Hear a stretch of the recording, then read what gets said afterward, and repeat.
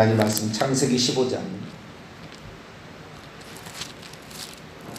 창세기 15장.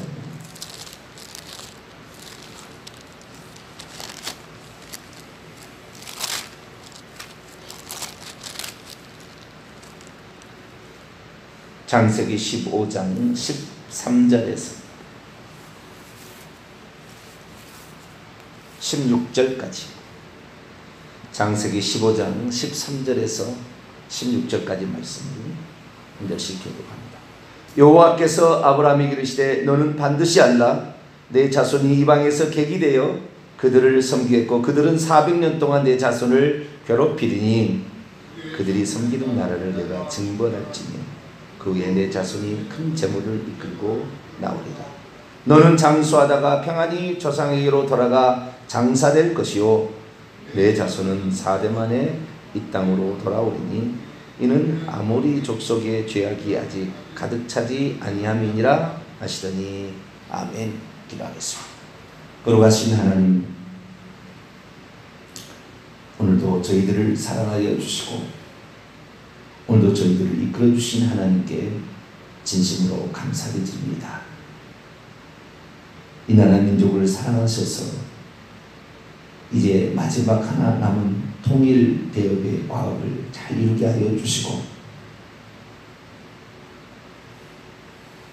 이 민족이 전 세계에 복음을 증가하는 마지막 주자로서 사명을 완수할 수 있도록 은총 베풀어 주시옵소서. 오늘도 이 민족을 사랑하셔서 비를 주신 하나님께 감사를 드립니다. 가뭄이 다 해결되게 도와주시고 가을 농사를 지을 수 있도록 비를 듬뿍 허락해 주옵소서. 시간도 주의 말씀을 듣고자 합니다. 성령의 단비처럼 저희들에게 말씀을 주시옵소서. 우리 주 예수 그리스도의 이름으로 기도하옵나이다. 아멘.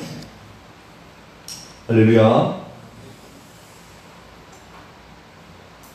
지난 주일 오후 차입니다.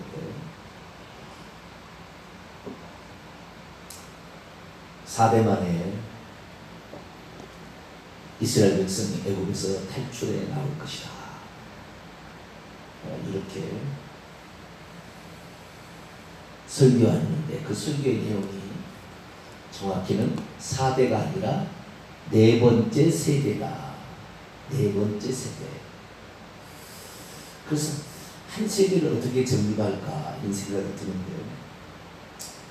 4대라고 얘기했을 때 성경의 기록은 네 번째 세대임에도 불구하고 성경의 기록은 4대로 정확히 볼 수 있는 근거들이 또 있어요.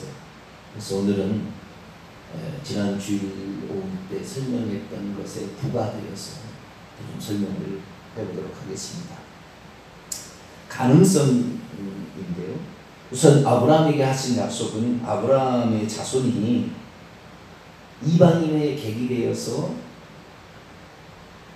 이방인들을 400년 동안 섬기게 되고 그때 그 괴롭힘이 400년이고 애굽에 들어간 것은 정확히 430년이 되었죠.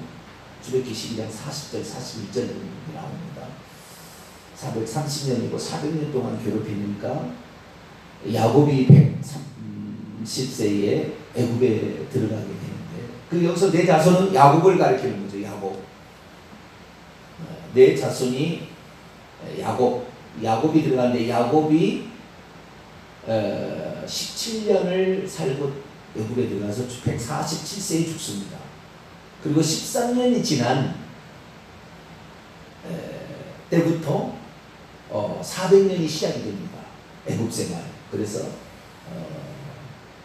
야곱이 죽고 13년 후부터 이스라엘 백성이 애굽 땅에서 고된 노역을 감당하기 시작했구나. 그래서 400년에 나온 거죠.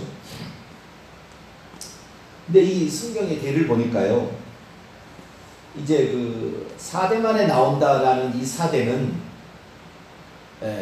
유다 자손을 말하고, 정확히는 유다 자손을 말하고 좀 폭넓게는 이스라엘 민족에 관한 이야기인데, 이 이스라엘의 역사가 야곱을 통하여 많이 바뀌게 됩니다. 야곱은 12명의 아들을 낳잖아요. 아브라함은 이스마엘과 이삭을 낳았는데 이스마엘은 쫓겨남을 당하고 이삭으로 이어지게 되고, 이삭은 2명의 쌍둥이를 낳지만 에서가 버림을 당하고, 버림을 당했다는 것은 뭐 족보에서 이렇게 계보죠, 계보. 계보에서 떨어졌다는 말이지, 에서가 죽었다는 말 아닙니다. 에서는 에돔 족속으로서 어마어마한 민족을 이루게 됩니다. 이스마엘도 떨어져 나갔지만 12방백의 12아들을 이스마엘도 나와요. 그러니까 이삭도 야곱도 12아들을 낳지만 이스마엘도 12아들을 낳아서 12방백의 대표가 됩니다. 그래서 상당히 그 자손들도 많아지는, 또 아브라함과 같이 나왔던 조카 롯도 모압과 암몬 자식들을 많이 낳아서 그 에돔 족속, 모압 족속, 암몬 족속이 요단강 동편, 사해 동편 쪽에 위치하여서 거대한 나라를 이루게 되죠. 그런데 어쨌든 이 아브라함은 이삭을 낳고, 이삭은 야곱을 낳고, 야곱은 12아들을 낳는데 12아들이 재밌어요. 그전에는 그 복을 약속의 자손으로 이어받았죠. 다시 말해서 장자의 축복은 두 배의 땅을 받습니다. 그 다음에 제사장의 축복이 있고요. 그 다음에 이제 언약 약속의 자손의 축복이 있습니다. 그것을 이삭이 이어받았고 야곱이 이어받았죠. 그런데 야곱의 아들에 가서는 이것이 세계로 흩어집니다. 장자의 축복은 요셉에로 가서 루벤이 성호하고 이렇게 간통을 하는 바람에 장자의 축복을 잃어버려서 장자의 축복은 요셉에게 갑니다. 그래서 요셉이 에브라임과 므낫세를 낳아서 2배의 땅의 축복을 이렇게 받아요. 요셉은 땅을 축복을 안 받고, 요셉은 애굽의 그 아들을 데리고 나와서 할아버지가 2배의 땅을 축복을 주고, 제사장은 레위 지파로 이동이 되고, 약속, 언약, 메시아 계보를 이룬 것은 유다 지파로 이렇게 넘겨가게 되기 때문에, 이 야곱의 뒤에 이야기는 요셉의 이야기, 나중에 이제 출애굽기 가면은 레위 이야기로 넘어가는, 레위 제사장 지파 레위 이야기로 그쪽으로 많이 넘어가게 되고, 그렇지만 메시아의 족보의 이야기는 끊이지 않고 이렇게 진행이 되는 거죠. 야곱 유다 지파는 이렇게 쭉 됩니다. 그러면 레위 지파 쪽으로 해서 4대를 본다면 유다가 레위를 낳죠. 유다가 12아들 중에 세 번째 아들 레위를 낳죠. 레윗은 고앗을 낳고, 고앗은 아므람을 낳습니다. 4대죠. 아브라함이 아들이 아론과 미리암과 모세니까 4대 만에 나오는 거예요. 그러니까 이것은 레위 지파 쪽으로 설명을 했을 때, 레위는 첫째 야곱의 아들이니까 야곱이 데리고 들어갔으니 내 자손이 4대만 나올 거다. 4대가 레위가 1대, 2대가 고핫, 3대가 아므람, 4대가 모세. 이렇게 되니까 4대만에 나오는 거죠. 그래서 4대가 이 성경의 기록은 그렇게 나와 있다 이 말이에요. 또한 유다 지파 쪽으로 해가지고 설명을 해도 4대가 됩니다. 왜냐하면은 야곱이 유다가 됐죠. 유다가 1대, 2대가 베레스, 3대가 헤스론, 4대가 람. 유다부터 친다면 베레스, 헤스론, 람, 아미나답 이렇게 4대가 됩니다. 4대가. 그래서 여기도 이렇게 되게 되는 거고요. 그 다음에 요셉을 해도 요셉이 에브라임과 므낫세를 낳고 이렇게 해서 거기도 4대가 됩니다. 그런데 우리가 이 4대가 되는데 이 4대가 과연 진짜 딱 4대 맞느냐, 그렇게 하기에는 조금 곤란한 게 있다는 거예요. 왜냐하면 애굽에 들어간 이스라엘 족속이 70명이었는데 4대가 낳는다 해서 4대 만에 200만 명으로 늘어날 수는 없어요. 4대가 그렇게 많이 늘어나지 않아요. 물론 한 대가 야곱처럼 뭐 자식을 뭐 20명씩 낳았다, 100명씩 낳았다, 그럼 모르는데 그러지 않아요. 그 뒤에 야곱만 12아들을 낳지 아들을 6, 7 낳은 사람도 많지 않습니다. 그래서 그렇게 많이 안 낳는데 200만 명이 되었다는 것은 중간에 생략된 게 있는 거죠. 그래서 이 성경에 나와 있는 유다 지파를 중심으로 살펴보게 되면 야곱이 자식을 데리고 들어가는데 야곱이 첫째 아들, 첫째 세대인 유다, 루벤부터 해가지고 쭉 야곱이 12아들을 데리고 들어가고 그 중에서 유다 넷째 아들이 베레스와 세라를 데리고 들어가죠. 그 다음에 이 베레스가 헤스론을 낳았고 헤스론까지 데리고 들어갑니다. 그러니까 야곱의 아들, 손자, 증손자까지 데리고 야곱이 들어가는 겁니다. 헤스론까지 데리고 들어갑니다. 그런데 헤스론이 또 람을 낳는데 헤스론이 람을 낳는 것은 정상적인 세대 연결 같아요. 왜냐하면 성경을 보니까 그와 비슷한 게 나와요. 자, 역대상 2장을 한번 봐봐요.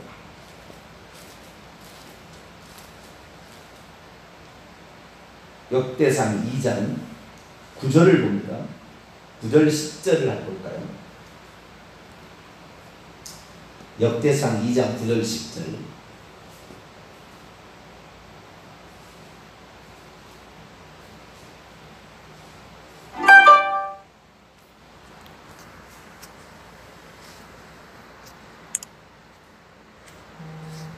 역대상 2장 9절 10절을 보면 헤스론이 낳은 아들은 여라무엘과 람과 글루베라. 람은 암미나답을 낳고 암미나답은 나손을 낳고 나손은 유다 자손의 방백이며 나손은 정확하게 이 그 출애굽 1세대 있잖아요. 출애굽 1세대.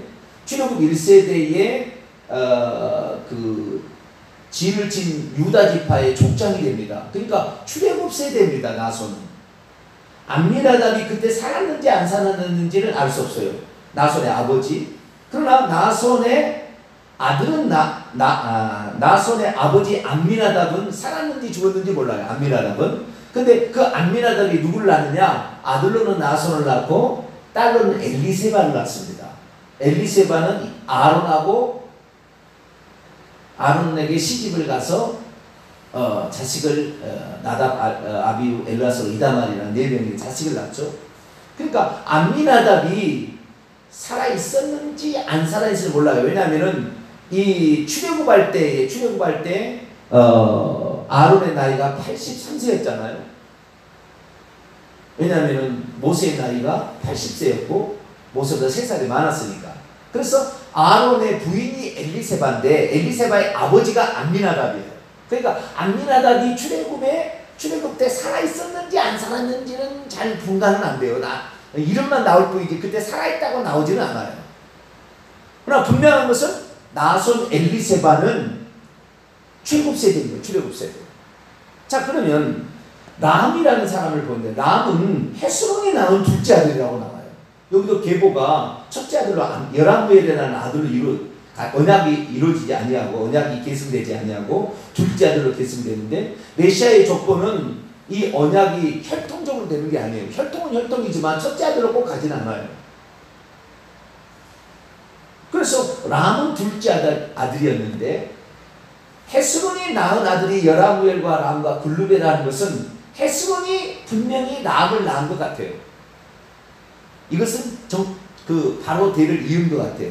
그래서 야곱이 유다를 낳고 유다가 베레스가 헤스론이 람을 낳고까지는 정상적인 것 같아요. 그러나 람이 암미나답을 낳느냐 여기는 몰라요. 여기서부터 모르는 거예요.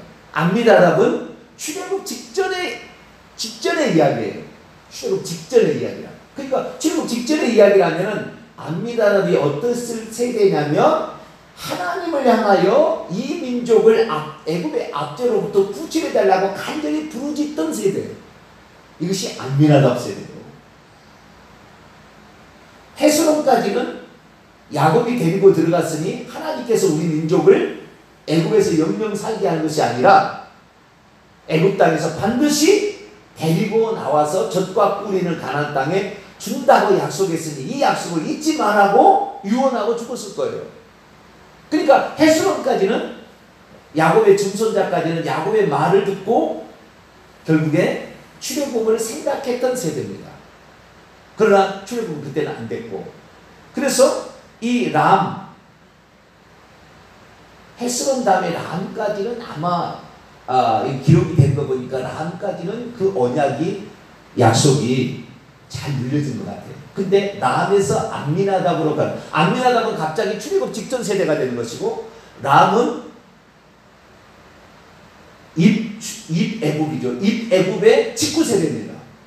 딱 그런 거예요. 그래, 람은 애굽에 들어간 세대의 다음 그 첫 번째고, 그 다음에 암미나답은 출애굽하는 나손의 아버지니까 출애굽 직전의 세대의 이야기예요.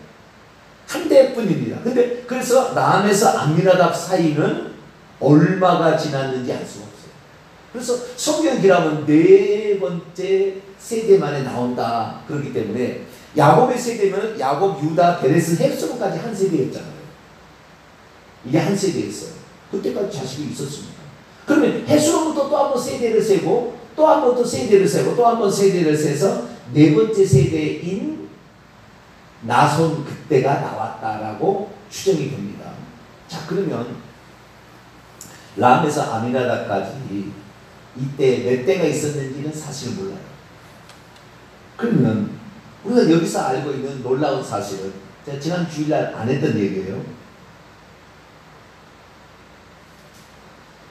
마태복음 1장의 족보나 이 역대상의 족보나 룻기도 족보를 나와요. 자, 룻기 한번 볼까요? 룻기도 메시아의 족보를 얘기하거든요.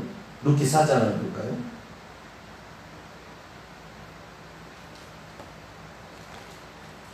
구약 407조 룻기 4장 18절부터 한번 볼까요?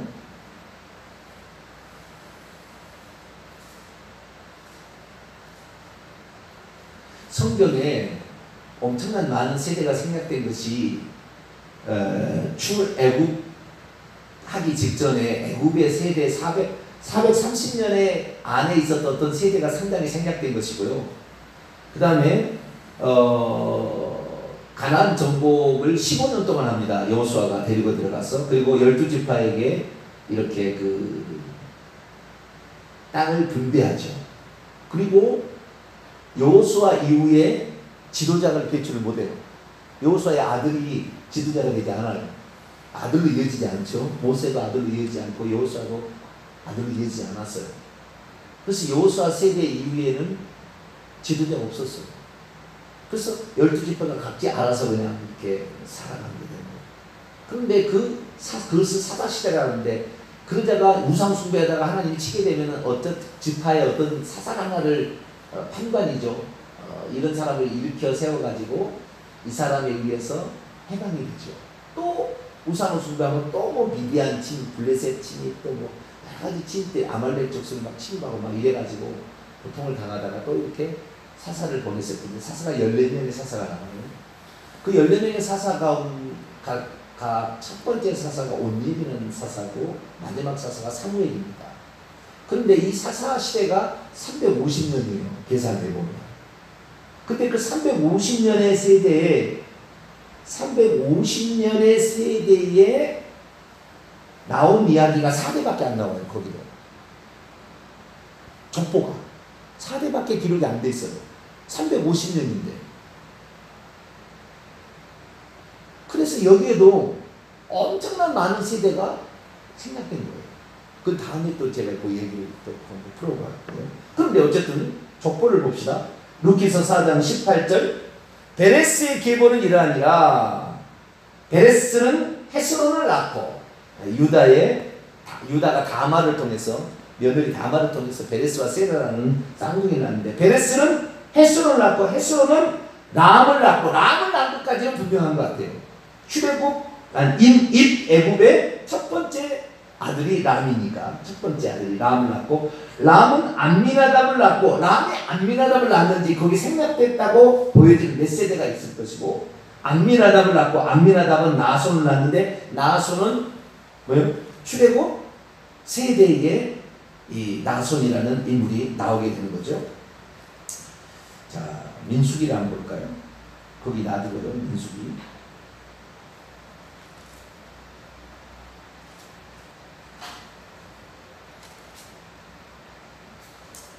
민수기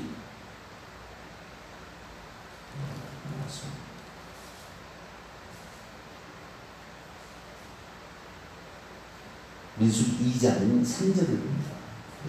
민수기 2장은 3절.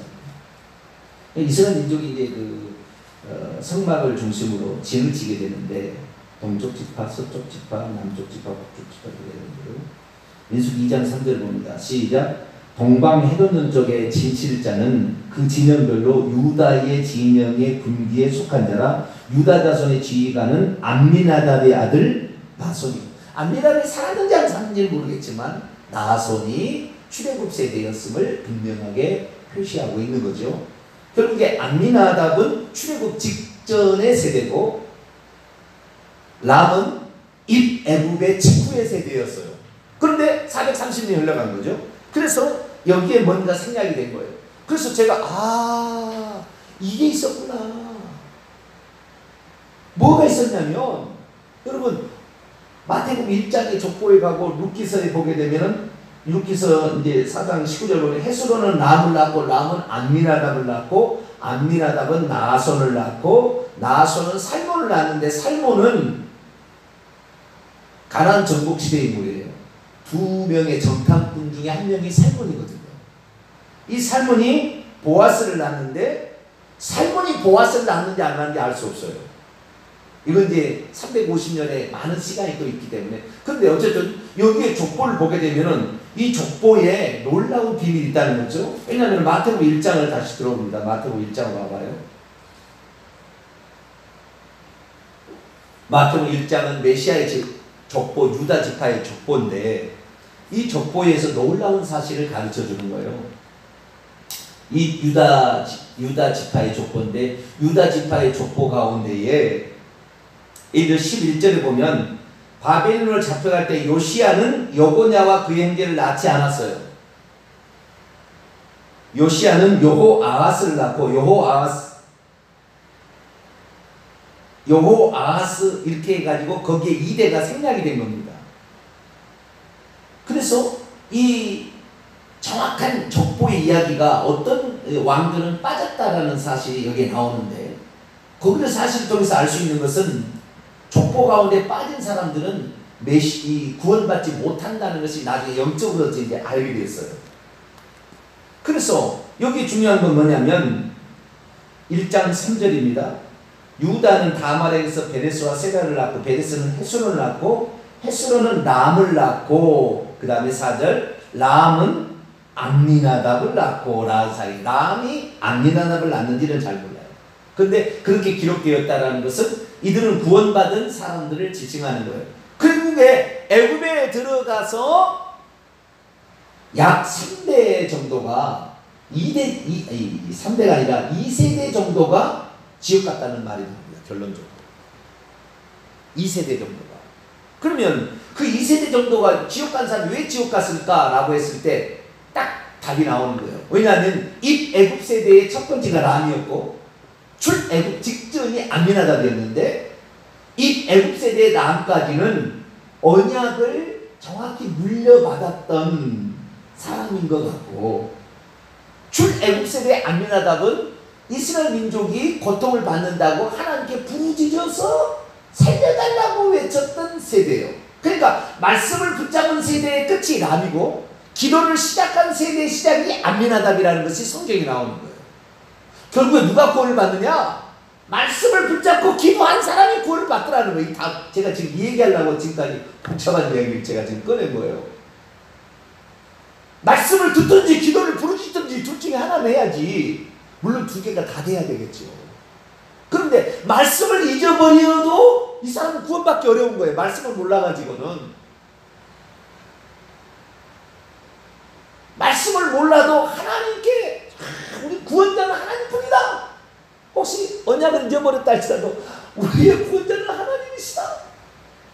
우리 하나님 여호와 하나님 저 송아지 우상 말고 중간에 송아지 우상을 숨겨버린 거예요. 숭배해가지고 그게 애굽의 신들을 숨겨서 하나님께서 애굽의 신들을 폭삭 망하게 하는 것이 10가지 재앙 아닙니까? 그래서 이스라엘 민족이 의지할 것은 애굽의 신이 아니라 나 여호와다. 이 사건을 통하여 내가 여호와인지를 알게 하리라. 하나님께서 그렇게 얘기했기 때문에 결국에 둘 중에 하나 해야 한다는 거예요. 말씀을 열심히 듣든지 기도를 열심히 하든지 둘 중에 하나도 안 하고 있으면 이 천국 가기 어렵다 그 말이에요. 지금 그 말이에요. 구원받기 어렵다 그 말이에요. 그런데 기도를 안 해도 얼마나 배짱이 좋은지 몰라요. 지금 사람은. 그지? 한 번 믿으면 영원한 구원이다. 나의 구원은 이미 만세 전에 예정된 거다. 이렇게 착각을 하고 광야가 있다는 걸 몰라요. 애굽 땅에서 탈출한 게 구원이 아니고 광야에 엎드려져 죽은 세대가 있다는 걸 몰라요. 광야에 엎드려져 죽었던 대부분의 사람들은 다 지옥 갔어요.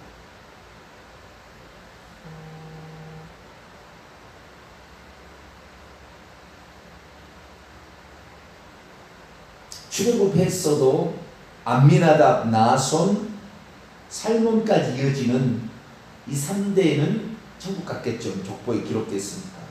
우리는 여호수아와 갈렙만, 그 다음에 모세와 아론, 죽어서는 모세 아론이 천국 갔고 살아서는 여호수아와 갈렙만 천국 갔다고 생각하는데 그러지 않아요. 더 많은 사람이 천국 갔죠. 살몬, 암미나답, 나손, 살몬까지 이렇게 갔으리라 추정이 되니까. 그래서 우리가 정확한 건 모르지만 광야를 통과해야만이 결국에 광야 세대는 다 한 세대. 그러니까 이 나손의 세대의 대부분의 사람이 다 지옥 간 거죠. 대선. 추적을 해보니까 약 15년 정도의 그 공백이 생기더라고요. 딱 조사를 해보면. 모세와 여호수아 사이에 한 15년의 공백이 요때 다 지옥 갔어요. 출애굽 세대 한 15년 동안. 그래서 우리가 천국 가기 위해서는 말씀을 정말 제대로 알아서 정확한 믿음을 갖든지 아니면 물론 말씀만 하지 않겠지. 기도도 했겠죠. 또한 부르짖어 간절히 기도함으로 이스라엘 자기의 민족을 고통 가운데 해방시켜줄 분은 하나님뿐이다라고 부르짖든지 둘 중에 하나가 있어야 된다는 거예요. 그럼 만약에 둘 중에 하나가 안 됐다. 둘 중에 하나가 또 지금은 말씀도 잘못돼 버렸잖아요. 거의 잘못돼서 구원론, 신론, 종말론, 성령론 거의 잘못됐어요. 핵심적인 내용들이 성경하고 빗나갔다고. 그리고 이걸 바로 잡아야 돼요. 저는 이제 고일에 많이 쓰임 받고 있는 사람이 하나고 저는 그 기도를 중요하게 여겨요. 기도가 차야만이 이루어진다는 걸 알아야 돼요. 열심히 품는다 해서 된 것도 아니고 기도가 차야 된다는 걸 알았어요. 기도를 채워야 되는 거예요. 그 부르짖음이 하나님께 상달돼야 되는 거예요. 그래 에베소서 나올 수 있는 거예요. 암미나답은 부르짖는 세대. 내일이 이제 수요 기도했는데 그 이야기가 내일도 잠깐 나올 거예요. 출애굽을 공부하다가 나온 새로운 사실이에요. 지난 주일과 출애굽 강의 두 번째 내일이 지난데 그 사이에 벌어진 일의 이야기예요. 우리가 기도해야 되는 거야. 기도가 한두 번 해갖고 될 일, 1년 해서 될 일이 아니고 10년, 최소한 내가 보면 15년은 걸린 것 같아요.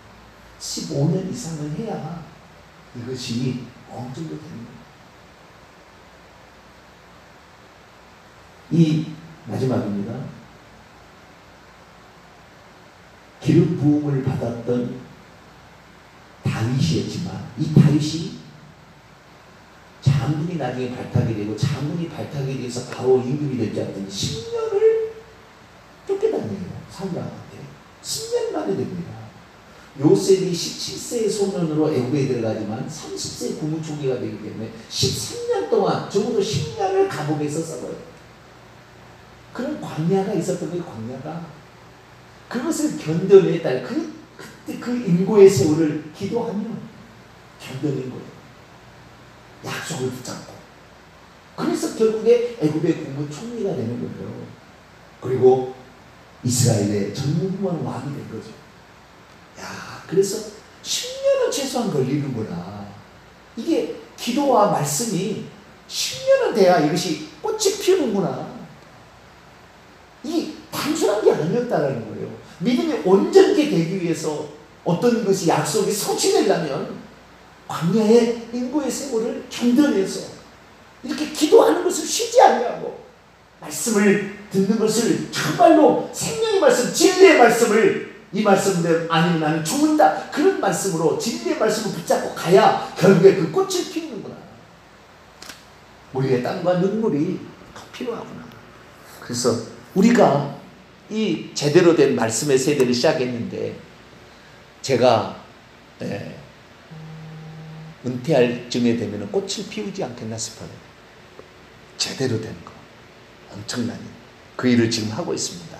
진리의 말씀 하나님께서 회복할 수 있도록 더 기도해 주시길 바라고, 우리의 기도를 쉬지 않고 해서 우리 후손이 그 아름다운 영광의 꽃을, 열매를 딸 수 있도록 기도하는 저 여러분 되시기를 간절히 바랍니다. 거룩하신 하나님 감사합니다. 이스라엘 민족이 입애굽에서 출애굽까지 중간에 많은 세대가 생략되었는데, 약속의 말씀을 붙잡거나 기도했던 사람들은 족보에 기록됐습니다. 주여, 우리가 무엇을 붙잡아야 될 것인가?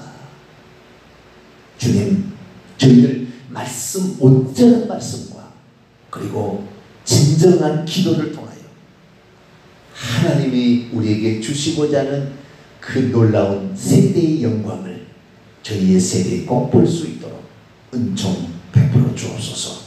우리 주 예수 그리스도의 이름으로 기도하옵나이다. 아멘. 하늘에 계신 우리 아버지여, 이름이 거룩히 여김을 받으시오며 나라가 임하시오며 뜻이 하늘에서와 같이 땅에서도 이루어지게 하소서. 오늘 우리에게 일용할 양식을 주시고, 우리가 우리에게 잘못한 사람을 용서해 준 것 같이 우리 죄를 용서하여 주시고, 우리를 시험에 빠지지 않게 하시고 악에서 구하소서. 나라와 권능과 영광이 영원히 아버지의 것입니다. 아멘.